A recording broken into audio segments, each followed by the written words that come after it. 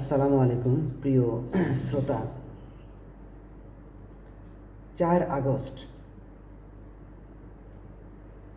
আজ আপনাদের সামনে আমাদের আলোচনার বিষয় 4 আগস্ট বিএনপির প্রথম বিজয় সূচনা শুরু হলো। আওয়ামী লীগকে তাড়ানোর পর বিএনপি ক্ষমতায় আসার পর এনসিপি ও জামাত বিশাল এক বিড়ম্বনার কারণ হয়ে দাঁড়িয়েছিল।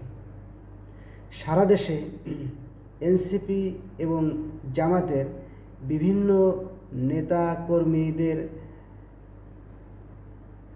যে বিড়ম্বনায় ফেলা গেছে বিভিন্ন স্ক্যান্ডালের মাধ্যমে, নারী ঘটিত বা অর্থনৈতিক সামাজিক, তার ব্যাপক বিজয় শুরু হলো 4 আগস্ট থেকে। আপনারা জানেন গত 3 তারিখ থেকে বেগম রোকেয়া বিশ্ববিদ্যালয়ে একটা সংঘর্ষ সূচনা হয়েছিল। জামায়াতের ছাত্র সংগঠন শিবিরের সাথে ছাত্র দলের। 4 আগস্ট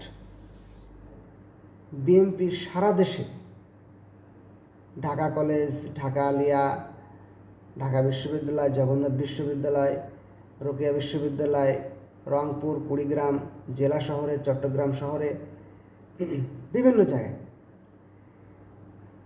শিবির এবং এনসিপির কর্মীদেরকে বেধড়ক পিটানি দিতে সক্ষম হয়েছে ছাত্রদল ও যুবদল বিএনপির নেতাকর্মীরা। বেধড়ক পিটানি দিতে সক্ষম হয়েছে, মাঠ ছাড়া করতে সক্ষম হয়েছে, সেখানে তারা প্রতিরোধ গড়ে তুলতে সক্ষম হয়নি। এটা বিএনপির প্রাথমিক বিজয়ের সূচনা। কেন বিজয়ের সূচনা? একটি রাষ্ট্র পরিচালনার ক্ষেত্রে বিরোধী দল, বিশেষ করে বাংলাদেশের মতো উদীয়মান গণতান্ত্রিক রাষ্ট্রে রাষ্ট্র পরিচালনা খুবই বিড়ম্বনাদায়ক একটা কাজ। বিএনপি এই বিড়ম্বনা থেকে কিছুটা মুক্তি দরকার ছিল। বারবার পরিবেশ গরম করছিল এনসিপি এবং জামায়াত ইসলাম, কিন্তু আজ 4 আগস্ট এই এনসিপি এবং শিবির সম্মিলিত শক্তিকে ভালো একটা ট্রিটমেন্ট দিতে সক্ষম হয়েছে ছাত্রদল।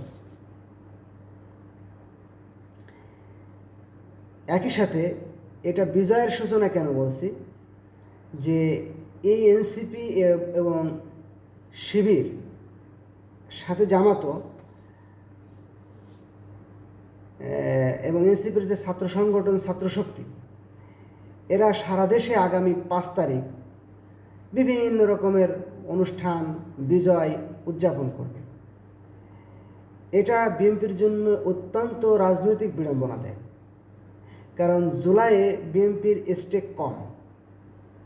যদিও বিএনপির বিরাট সংখ্যক কর্মী বাহিনী জুলাইয়ের এই বিপ্লবে অংশগ্রহণ করেছিল, জীবন দিয়েছিল, কিন্তু বিএনপির নেতারা এটাকে লিড দেয়। সুতরাং এনসিপি ও জামাতের শিবিরের নেতৃত্বে তারা এই বিপ্লবটি করতে সক্ষম হয়েছে। এখন আগামী 5 বছর বিএনপি ক্ষমতায় থাকার ক্ষেত্রে এটা ভীষণ একটা বিড়ম্বনাদায়ক, যে রাষ্ট্রের অতি সম্প্রতি ঘটে যাওয়া বিপ্লবের একটা রমরমা ব্যবসা জামাত, শিবির, ছাত্রশক্তি, এনসিপি এরা উদযাপন করবে।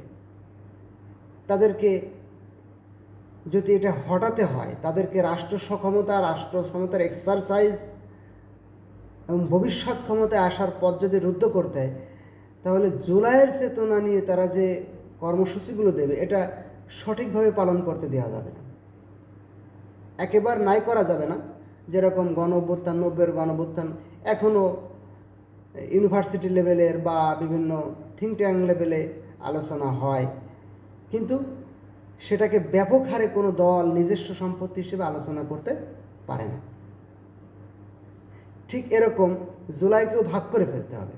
যেরকম ঢাকা ইউনিভার্সিটিতে বা রাষ্ট্রীয় পর্যায়ে যদি কোনো অনুষ্ঠান হতে হয়, সেখানে জুলাই বলতে রাষ্ট্রশক্তি এটা পালন করবে, যেটুকু প্রয়োজন মনে করে। আর বিরোধী দল যেটা করবে, এনসিপি বা জামাত যেটাই করুক, ছাত্র শক্তি, ছাত্র শিবির, এরা করবে, এরা এদের দলীয় প্রোগ্রামে দোয়া অনুষ্ঠান করবে। এরা বিশ্ববিদ্যালয়ে অডিটোরিয়াম ভাড়া করা বা কোনো রাষ্ট্রীয় যমুনা অতিথি ভবন টবন এগুলো ভাড়া করে বড় আকারের কোনো অনুষ্ঠান করতে পারবে না, এটা করতে দেওয়া যাবে না। এটা করলে বিএনপি না মুক্তিযোদ্ধার দল না গণ অভ্যুত্থানের কোনো স্টেক, এটা একটা সমস্যা বিএনপির জন্য। যে বিএনপির আসলে রাজনীতিতে কোনো স্টেক নাই, তারা জনমানুষের ভোটে ক্ষমতায় আসে কিন্তু স্টেক নাই, বা অনেক সময় রাষ্ট্রীয় মেকানিজম বিকল্প শক্তি হিসেবে তাদের ক্ষমতায় আনে, যেরকম আওয়ামী লীগের আছে মুক্তিযুদ্ধ, বিএনপির কিন্তু এটা নাই। মাঝখানে আবার নতুন একটি শক্তি দাঁড়িয়েছে এনসিপি এবং জামাত নতুন জুলাই নিয়ে, এটা ভীষণ বিড়ম্বনা দেখ। এই জুলাইকে নাই করে দেওয়ার যে প্রাথমিক স্টেপ, আগামী কাল যে 5 তারিখে এনসিপি জামাত ছাত্রশক্তি ছাত্র শিবির যে বিরাট আকার আড়ম্বর করে জুলাই উদযাপন করবে, এটা করতে দেওয়া যাবে না। তার প্রাথমিক বিষয় আজকে যে মাঠটা দেওয়া হয়েছে, কাল তারা কোথাও ঠিক মতো এই জুলাই উদযাপন করতে পারবে না, কারণ তারা হয়তো নেতাকর্মীরা উপস্থিত হতে পারবে কিন্তু গণমানুষকে সমবেত করার জন্য ব্যাপক হারে সমাবেশ করতে পারবে না। এটা ভালো একটি ট্রিটমেন্ট দেওয়া সম্ভব হয়েছে। এখন আমরা আলোচনা করব যে এই জুলাইকে নাই করে দেওয়ার পদ্ধতিগুলো কী কী। যেরকম গণ অভ্যুত্থান, আপনারা জানেন যে 90-এর গণ অভ্যুত্থানকে কিন্তু নাই করে দেওয়া হয়েছে, এখন কেউ এটা আলোচনায় আনে না। 90-এর গণ অভ্যুত্থান কিন্তু মানে সকল দল, প্রায় 15 দল, 7 দল, 5 দল, মানে 3টে ত্রিদলীয় চুক্তি ছিল। তা একটা দলের দল ছিল একটা ত্রিজোটে, মানে 3 দলীয় জোটের রূপরেখা বলা হয় সেটাকে। তো এক জোটে ছিল 15টা দল, একটা জোটে 7টা দল, একটা জোটে 5টা দল। তা 7, 5, 12 আর 15, 15, 15, 30-এর 3টা কম, মানে 27টা দল। 27টা রাজনৈতিক দল একত্রিত হয়ে যে চুক্তি করেছিল, ক্ষমতায় আসার পর কেউ সেটা রাখেনি। যেরকম বিএনপি 90-এর যে আন্দোলন হয়েছিল, আন্দোলনের ভিতরে গুরুত্বপূর্ণ একটা ম্যান্ডেট ছিল যে গণতান্ত্রিক ধারা আনতে হবে, রাষ্ট্রপতি শাসন ব্যবস্থা থেকে সংসদীয় শাসন ব্যবস্থা, এটা সবাই মেনে নিয়েছে। কিন্তু তত্ত্বাবধায়ক সরকার নিয়ে কিন্তু ঝামেলা তৈরি হয়েছে। বিএনপি এসে ওটাকে ক্যান্সেল করে দিয়েছিল, পরে আন্দোলনের মাধ্যমে আনতে হয়েছে। আওয়ামী লীগ এসে ওটাকে ক্যান্সেল করে দিয়েছিল, এটা আবার আন্দোলন করার মাধ্যমে আনতে হলো। তত্ত্বাবধায়ক সরকার ব্যবস্থাটা স্টেবল হচ্ছে না। এরকম আরও অনেক চুক্তি ছিল সেই 3 জোটের রূপরেখায়। তার ভিতরে ছিল যে যখন গণতান্ত্রিক আবহাওয়া ফিরে আসবে তখন এক দল আর এক দলের কোনো ব্যক্তির বিরুদ্ধে, দলের বিরুদ্ধে কুচ্ছা রটনা করতে পারবে না। ক্ষমতাসীন দলকে নিয়মতান্ত্রিক পদ্ধতি ছাড়া অন্য কোনো পদ্ধতিতে পতন ঘটানো যাবে না। এইগুলো তো হাওয়ায় উড়িয়ে গেছে, সুতরাং জুলাইকেও হাওয়ায় উড়িয়ে দেওয়া সম্ভব হবে। তো এটার পদ্ধতিগুলো কী কী? এর পদ্ধতিগুলো বিএনপি যেটা করতে পারে সেটা হচ্ছে যে এই জুলাইকে নাই করে দেওয়ার জন্য বাংলাদেশে প্রায় 50% মানুষকে পাওয়া যাবে, সেটা হচ্ছে আওয়ামী লীগ। তো এটা বিএনপি কীভাবে পাবে? তো আওয়ামী লীগ এখন 2 ভাগে ভাগ হয়ে যাবে। একটা হচ্ছে বুদ্ধিজীবীর লেভেল, তারা জুলাই যে খুব বেশি গুরুত্বপূর্ণ না, মুক্তিযুদ্ধের সাথে তুলনা করা যাবে না, জুলাই এটা রাজাকার বা দেশদ্রোহী একটা কাজ হয়েছে, এরকম বিভিন্ন রকম সফট সিস্টেম তৈরি করতে হবে। বিএনপির উচিত হবে যারা জুলাইয়ের ব্যাপারে যত খারাপ কথাই বলুক না কেন তাদেরকে প্রোটেক্ট করা। হয়তো কোনো কারণে কোনো সময় হয়তো রাজনৈতিক চাপে তাদেরকে অ্যারেস্ট করতে হবে, কিন্তু তাদের সাথে একটা নেগোসিয়েশন রাখতে হবে। কথার কথা বিএনপির হয়তো বঙ্গবীর কাদের সিদ্দিকীকে অ্যারেস্ট করা লাগতে পারে, কিন্তু অ্যারেস্ট করে নিয়ে সাথে সাথে ওটা ফোন করে খোঁজ খবর নিতে হবে, বিভিন্ন মন্ত্রী বা এমপির মাধ্যমে তার সাথে নেগোসিয়েশন করতে হবে যে ভাই কিছু মনে করেন না, কয়দিন পরে ছেড়ে দেব, 2 মাস 6 মাস জেলখানায় রেখে ছেড়ে দেবে। ও আবার এসে জুলাইয়ের বিরুদ্ধে বলবে, আবার পুলিশ তাকে ধরে নিয়ে আবার 6 মাস জেলখানায় রাখবে, আবার জুলাইয়ের বিরুদ্ধে বলবে। এভাবে জুলাইকে মানে হালকা করে তুলতে হবে মানুষের মাঝে। তাহলে বিএনপির এখন একটা পদ্ধতি হচ্ছে যে জুলাইকে নাই করে দেওয়ার জন্যে সে আওয়ামী লীগের বুদ্ধিজীবী এবং তাদের নিজস্ব বুদ্ধিজীবী দিয়ে জুলাইয়ের সমালোচনা করতে হবে। জুলাইয়ের ভালো দিক যেগুলো বিএনপির জন্য দরকার সেটা রাখতে হবে, আর বাকিগুলো সমালোচনা করতে হবে। যেরকম নাসিরউদ্দিন পাটোয়ারি বা সার্জিস আলম, নাহিদ ইসলাম, এদের বিভিন্ন স্ক্যান্ডাল বের করতে হবে, এদের বিভিন্ন রকমের জুলাইয়ের অবদানের খাটো করে বিভিন্ন অপশন বের করতে হবে, যে না অমুকের অবদান বেশি ছিল, তমুকের অবদান বেশি ছিল, জুলাই শহীদরা আমাদের প্রাণ, শহীদের কিছু লোকজন যারা শহীদ হয়েছে তাদের তো মেন স্ট্রিম, তাদের কিছু লোকজন বিএনপিতে ভিড়িয়ে ফেলা টাকা পয়সার মাধ্যমে, যেটা আপনারা জানেন ওসমান হাদির ভাইকে পর্যন্ত, স্ত্রীকে পর্যন্ত বিএনপি অনেকটা কবজা করে ফেলতে পেরেছে টাকার মাধ্যমে। তাহলে এটা গেল প্রথম স্টেপ। দ্বিতীয় স্টেপ আছে বিএনপি, আওয়ামী লীগ কিন্তু একটা বুদ্ধিজীবী অংশ জুলাইকে সমালোচনা করার উদ্দেশ্যে বিএনপির আশ্রয়ে যাবে, কিন্তু আওয়ামী লীগের বড় অংশ কিন্তু বিএনপিতে যাবে না, কারণ বিএনপিকে না ফেলতে পারলে তো আওয়ামী লীগ ক্ষমতা আসতে পারবে না। আওয়ামী লীগের দরকার জুলাইকে নাই করা, তাহলে তারা স্বাভাবিকভাবে ফিরে আসতে পারবে, এটা বুদ্ধিজীবী লেভেলে কাজ করবে। কিন্তু আওয়ামী লীগকে ফিরে আসতে গেলে তো বিএনপির বিরুদ্ধে আন্দোলন থাকতে হবে, সেটার উপায় কী? তখন আওয়ামী লীগ সেটা কী করতে পারে? আওয়ামী লীগ এটা বিএনপি, জামাত এবং এনসিপির মধ্যে ঢুকে যাবে, অথবা নিরপেক্ষ একটা প্ল্যাটফর্ম, বিভিন্ন রকম প্ল্যাটফর্ম তৈরি করবে, সেখান থেকে ছাত্র দলের বিভিন্ন ন্যারেটিভ, বিএনপির বিভিন্ন কর্মকাণ্ডের সমালোচনা এবং তার বিরুদ্ধে আন্দোলন, যেরকম শ্রমিকদের দিয়ে কোনো একটা বিএনপির শ্রমিক নেতার স্ক্যান্ডাল বের করে শ্রমিকদের দিয়ে একটা আন্দোলন, ইউনিভার্সিটির ছাত্রদের দিয়ে একটা নিরপেক্ষ প্ল্যাটফর্ম তৈরি করে কোনো টিচারের বিরুদ্ধে আন্দোলন, বা ছাত্র দল বা শিবিরের কোনো নেতার বিরুদ্ধে আন্দোলন, বিশেষ করে ছাত্র দলকে টার্গেট করবে তারা এখন ছাত্র শিবির বা ছাত্র শক্তিকে টার্গেট করবে না, কারণ ওটাকে তো ওরা বিএনপি এমনি পিটাই সোজা করবে, কিন্তু বিএনপিকে তো খাটো করতে হবে, এজন্য নিরপেক্ষ প্ল্যাটফর্ম তৈরি করতে হবে। তো আওয়ামী লীগ কিন্তু এখন এখানে ঢুকবে। এই ক্ষেত্রে বিএনপির সবথেকে বড় অস্ত্র হতে পারে গুপ্ত শব্দটা, এটা তারেক রহমান শুরু করেছে, এটার প্রতিক্রিয়া হয়তো জামাত এবং এনসিপি বুঝতে পারছে না। গুপ্ত বলে তারা কি বলতে চাচ্ছে? গুপ্ত বলতে আগামীতে বিএনপিকে ফেলার জন্যে যে আওয়ামী শক্তিগুলো এনসিপির মধ্যে ঢুকবে বা জামাতের মধ্যে ঢুকবে বা নিরপেক্ষ ভূমিকা আসবে, তাদেরকে আইডেন্টিফাই করে পিটাইলে বিএনপি সরকারের ক্ষমতা স্বাভাবিক থাকবে। তাহলে বিএনপি প্রথমত নিজের বুদ্ধিজীবী এবং আওয়ামী লীগ বুদ্ধিজীবীদের একচ্ছত্র সহযোগিতা পাবে জুলাইকে নাই করে দেওয়ার জন্য। দ্বিতীয়ত আছে বাকি যে বিশাল জনগোষ্ঠী বিএনপিকে ফেলে দেওয়ার জন্য মাঠ পর্যায়ে কাজ করবে, এদেরকে গুপ্ত বলে ধরা যাবে, আওয়ামী লীগ বলে ধরা যাবে। আরেকটা যাকে আওয়ামী লীগ হিসেবে ট্রিট করা না যাবে, হয়তো বিএনপি এনসিপির দলে ঢুকে গেছে, তাকে গুপ্ত বলে ধরা যাবে, যে এটা আওয়ামী লীগ, এটা এনসিপির ভিতরে ঢুকছে, ভাই এটা তোমাদের লোক না, এটা অমুক দিন আওয়ামী লীগ করেছিল, এটা অমুক দিন ছাত্রলীগ করেছিল, এটাকে ছাড় দেওয়া যাবে না।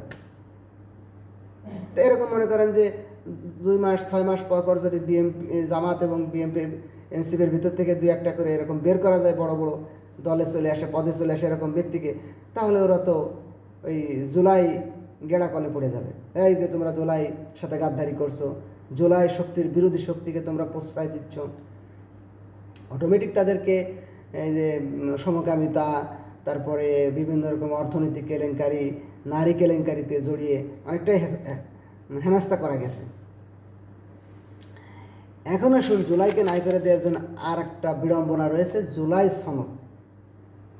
জুলাই সনদ কীভাবে নাই করতে হবে? জুলাই সনদ নাই করার ক্ষেত্রে বিএনপির যে গুরুত্বপূর্ণ ভূমিকাগুলো আছে, বিএনপির থিঙ্ক ট্যাঙ্ক লেভেলে তো করবে, বিএনপির সাধারণ কর্মীদের এটা বোঝা দরকার।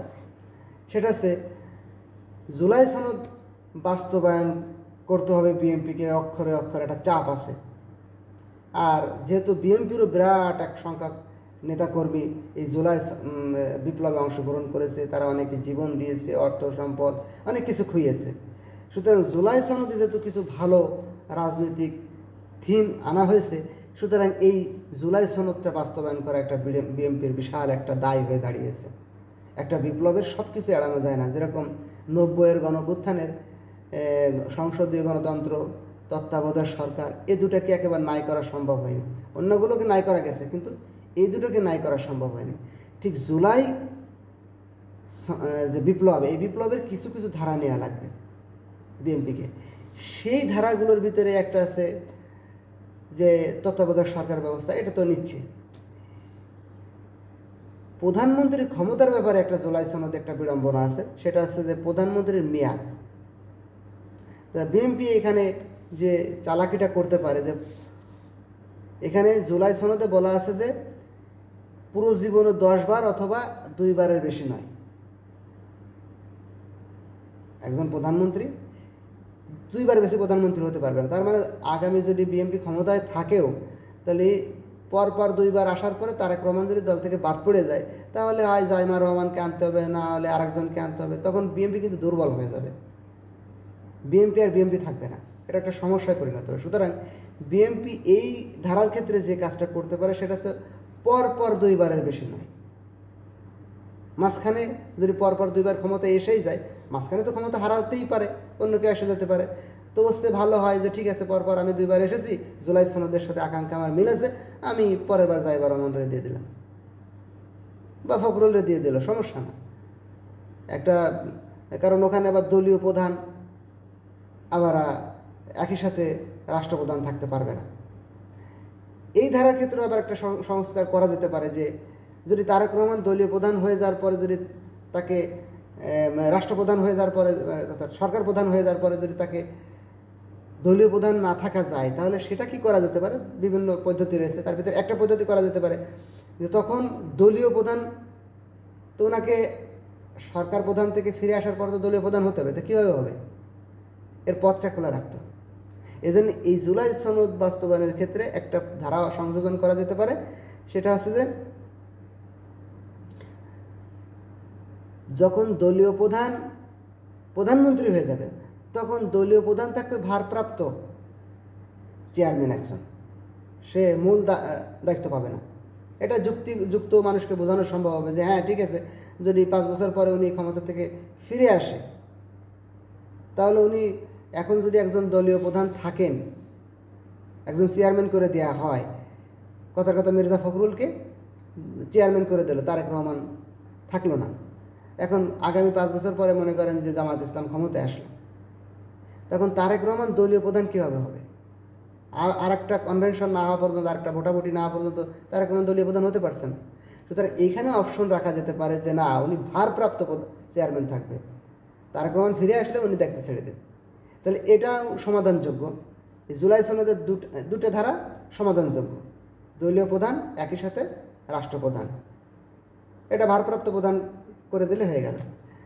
আরেকটা হচ্ছে পরপর 2 বারের বেশি নয়, এটা করে দিলে কিন্তু বিএনপি এই জুলাই সনদের যে একটা মানে প্যাচ, এই প্যাচ থেকে মুক্তি পাচ্ছে। আর একটা হচ্ছে রাষ্ট্রপতির ক্ষমতা। রাষ্ট্রপতির ক্ষমতা এখানে জুলাই সনদ অটোমেটিক মাটি করে দেওয়া হয়েছে, সেটা হচ্ছে মানব অধিকার কমিশন চেয়ারম্যান নিয়োগ, আর আছে তথ্য অধিকার কমিশনের চেয়ারম্যান নিয়োগ। এই দুটা যে কমিশন, এই কমিশনই বাতিল করে দিয়েছে বিএনপি। এখন থাকবে রাষ্ট্রপতির ক্ষমতার ক্ষেত্রে আর একটা আছে যে সে প্রধান বিচারপতি নিয়োগ দেয়, এবং প্রধান বিচারপতির পরামর্শে, প্রধানমন্ত্রীর পরামর্শে প্রধান বিচারপতি নিয়োগ দেয়, আর প্রধান বিচারপতির পরামর্শে অন্যান্য বিচারপতি নিয়োগ দেয়। এইটাকে জুলাই সনদে বলা হয়েছে পৃথক সচিবালয় গঠন করতে হবে। আচ্ছা ঠিক আছে, পৃথক সচিবালয় গঠন করে দেওয়া যাবে, কোনো সমস্যা না। বিএনপি এটা নিয়ে কোনো বিড়ম্বনায় পড়ার দরকার নাই। বিএনপি হয়তো থিঙ্ক ট্যাঙ্ক লেভেলে করবে, মানে স্থানীয় লেভেলের নেতাকর্মীদের উদ্দেশ্যে আমার আসলে কথা, বিএনপি যদি এটা বাস্তবায়ন করে কোনো সমস্যা নাই। কারণ বাংলাদেশের রাষ্ট্র কাঠামোটা অনেকে বোঝে না। যে কথার কথা, বাংলাদেশে মন্ত্রণালয় আছে 57টা, আর সচিবালয় আছে 5টা, মানে 5 প্রকার সচিবালয়। সচিবালয় একটা, কিন্তু 5 প্রকার সচিবালয়।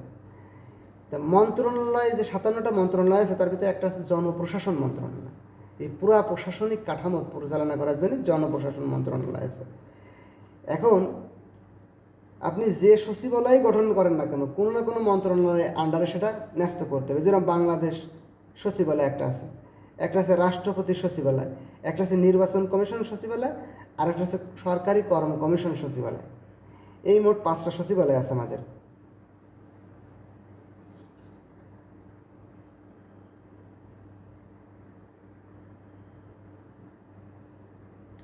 এখন রাষ্ট্রপতি বিচার বিভাগ যে পৃথকীকরণ, যে একটা আলাদা সচিবালয় গঠন করার কথা বলা আছে, সরকার এটা করে দিতে পারে।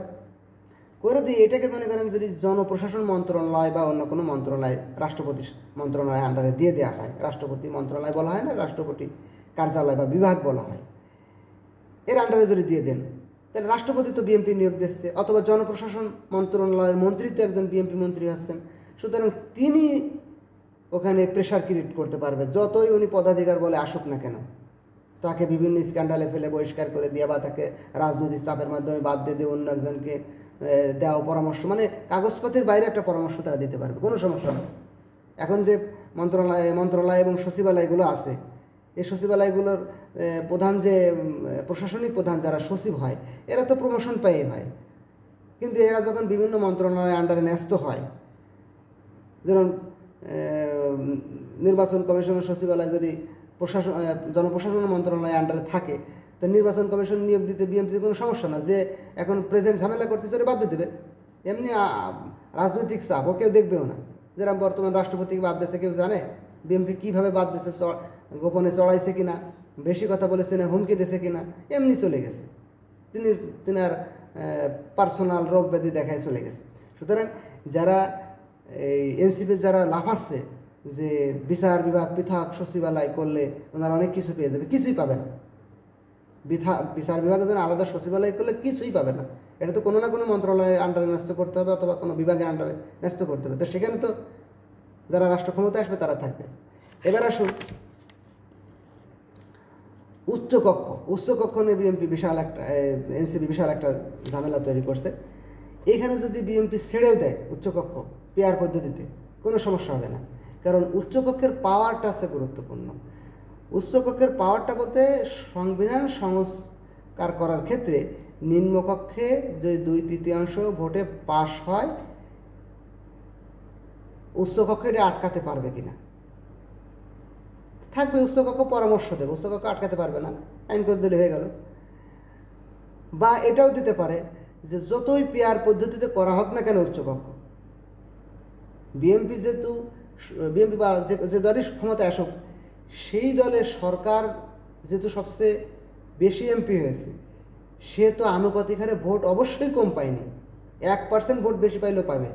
সুতরাং যে উচ্চকক্ষে যে আসন থাকবে 100টি, সেখানে অবশ্যই 51টি পাবে মিনিমাম, তার বেশি পাবে।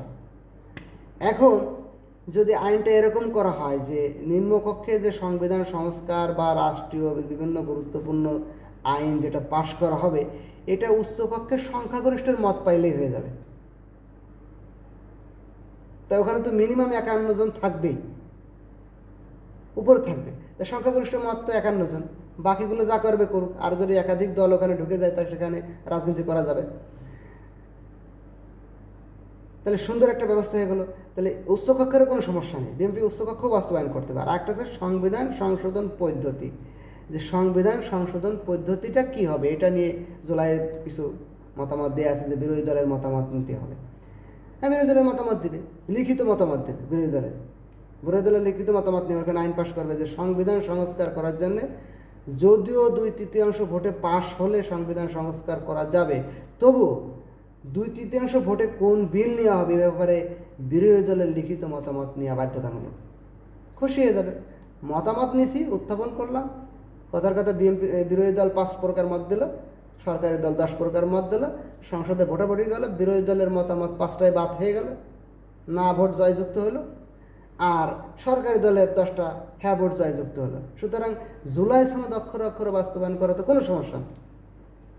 তাই প্রিয় বাংলাদেশবাসী ও বিএনপির নেতাকর্মী যারা জুলাই সনদ নিয়ে বিড়ম্বনায় ভুগছেন, আপনাদের জুলাই সনদ নিয়ে বিড়ম্বনার কোনো কারণ নাই, এবং জুলাইকে নাই করে দেওয়ার পদ্ধতির ক্ষেত্রে আপনারা যে পদ্ধতিটা অবলম্বন করতে পারেন সেটা হচ্ছে যে লোকাল লেভেলে আওয়ামী লীগ যারা একটু শিক্ষিত লেভেলে, এদেরকে আপনারা পক্ষে নেবেন, সরাসরি নিয়ে নেবেন। শিক্ষিত লেভেলে যারা স্টেক হোল্ডার ভূমিকা রাখতে পারে, ব্যবসায়ী, শিল্পপতি, এরা বিভিন্ন কারণেই আপনাদের কাছে আসতে বাধ্য হবে। মনে করেন একজন শিক্ষিত মানুষের চাকরি করছে না, ওর চাকরি যাবে, তো ওর বিভিন্ন স্ক্যান্ডাল ফেলে চাকরি ক্ষয় দিতে হবে, ভয় দিতে হবে, তখন দেখবেন যে ও বিএনপি করা শুরু করছে।